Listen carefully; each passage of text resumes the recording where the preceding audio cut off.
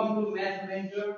आज चाहिँ हामीले पढ्न गइरहेको छौं क्लास 10 को सेट च्याप्टर। सेट भनेको सेट च्याप्टर पढ्न गइरहेको छौं।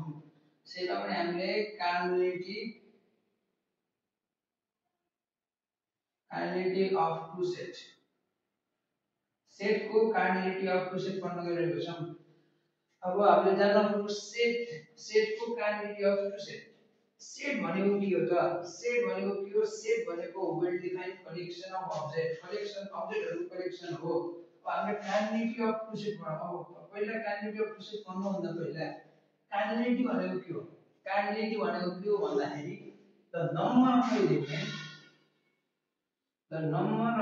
Element present in the set is known as cardinality of set. Cardinality of set. अब cardinality अब हामीले टु सेट पढ्न गएको छौं। cardinality of टु सेट पढ्नको लागि हामीले फर्मुला यस प्रकार रहेको छ। if A and B are subset of universal set U, then our Venn diagram is like this. Venn diagram, we will know Venn diagram also. Here Venn diagram, this is Venn diagram, this is only number of B, this is n only A, यो भनेको हाम्रो A intersection B, यो भनेको A union B, complement भनेको यो भनेको complement हो। यो भनेको हाम्रो A and B, number of B, यो भनेको number of A। बुझ्नु पर्यो। अब यसको फर्मुला फर्स्टमा फर्मुला रहेको छ n u भनेको के हो? हाम्रो यसको फर्मुला के भन्दा n A union B plus n A union B complement। इसको फर्मुला सेकन्ड फर्मुला रहेको छ अलरेडी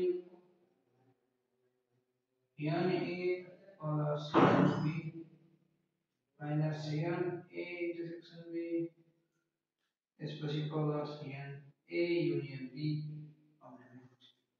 अझैको फर्मुला रहेको छ नम्बर अफ A n को plus only B plus intersection B plus फेरि complement। Same thing as other same it is. Where other formula only A, only B, and only C. Simple say formula क्यों बनता है? Only A भनेको U भाग मात्र हो। only A भाग मात्र हो भने हामीले U घटाउनु पर्यो कि नहीं? Simple। यो कुरा यहाँ नै हो हटाइदिए यहाँ नै इंटरसेक्शन B।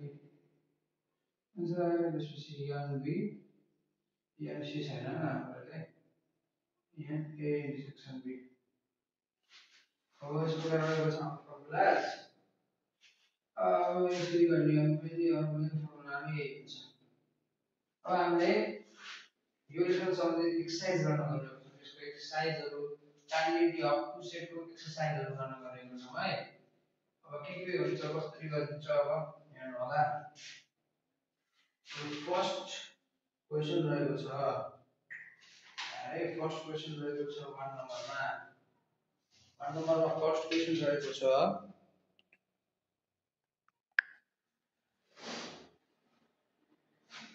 हाम्रो फर्स्ट क्वेशन अब हाम्रो एक्सरसाइज फर्स्ट क्वेशन रहेको छ के भनेको फर्स्ट क्वेशन है।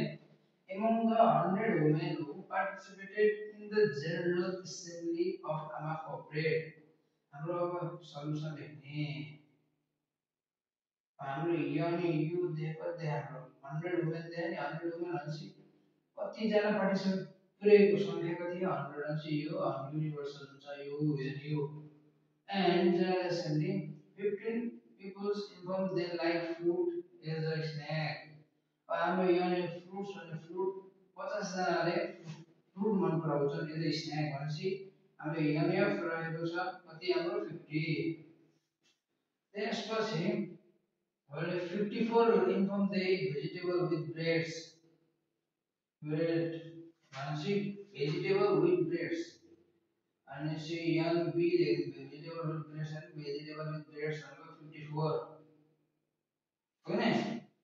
So I will get both five people have not agreed with both means. And see, young, F will be complement. Complement is a 5. Is a 5, right?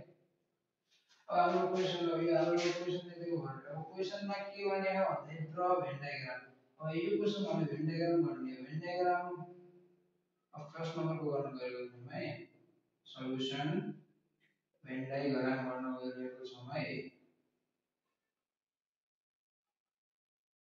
Van diagram बी एन diagram Venn diagram हो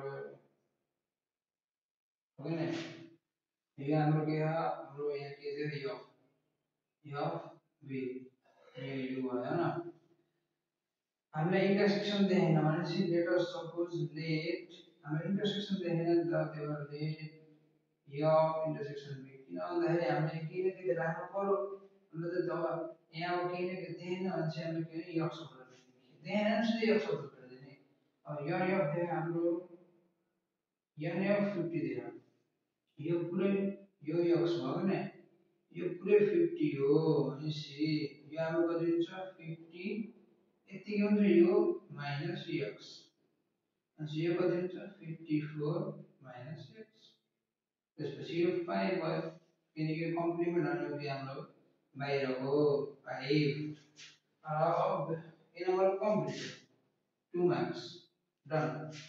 So our first question is find the number of women who like exactly one meals among fruits and vegetables.